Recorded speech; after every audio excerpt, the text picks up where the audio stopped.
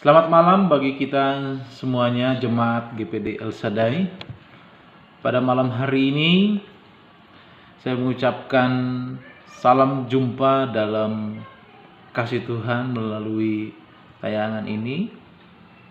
Doa saya pribadi kiranya kita tetap dikuatkan, dipelihara, diberkati dan disertai Tuhan, diberikan kekuatan, kesehatan.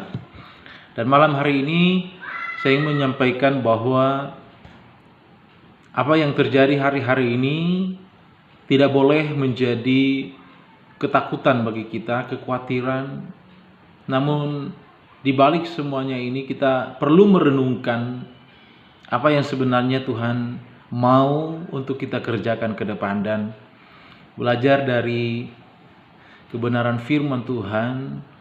Pada malam hari ini saya ingin menyampaikan ada satu berkat yang kembali mengingatkan saya pribadi untuk kita renungkan sebagai umat-umat Tuhan, bahwa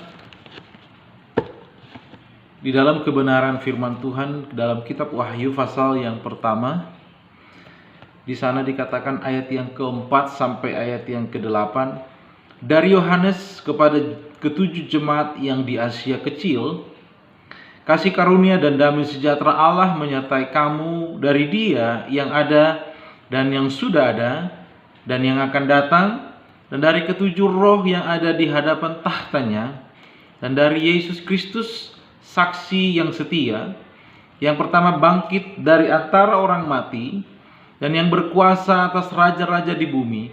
Bagi Dia, perhatikan ayat yang kelima bagian B ini, bagi Dia yang mengasihi kita dan yang telah melepaskan kita dari dosa kita oleh darahnya, dan yang telah membuat kita menjadi suatu kerajaan, menjadi imam-imam bagi Allah Bapanya. Bagi Dialah kemuliaan dan kuasa sampai selama-lamanya. Amin. Lihatlah, Ia datang dengan awan-awan dan setiap mata akan melihat Dia, juga mereka yang telah menikam Dia, dan semua bangsa di bumi akan meratapi Dia. Ya, amin.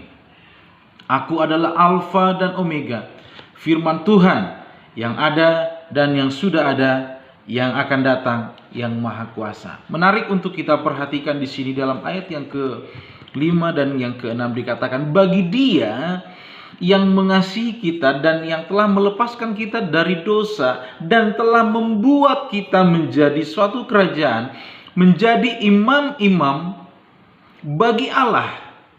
Nah, kalimat menjadi imam-imam bagi Allah.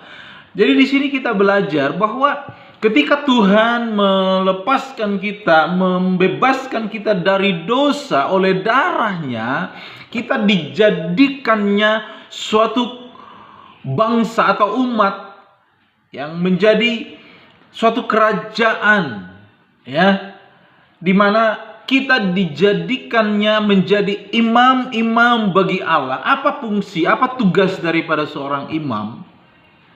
Adalah untuk mengatur, ya, rumah Tuhan, jalannya kegiatan-kegiatan dalam rumah Tuhan, di mana di sana ada penyembah, ada korban, ada penyembahan, ada firman, ada pujian kepada Tuhan, ada pengagungan kepada Tuhan. Nah, imam-imam yang mengatur itu, yang mengatur api pada saat pagi hari, petang hari, persembahan, korban kepada Tuhan. Nah, artinya dari apa yang kita lihat di ayat ini, bahwa kita gereja Tuhan adalah umat-umat yang adalah umat-umat Tuhan, kita memiliki tugas menjadi seorang imam. Setiap hari kita harus melaksanakan dan memastikan bahwa api itu, persembahan, korban itu semua teratur dengan baik. Dan ini yang harus kita kerjakan setiap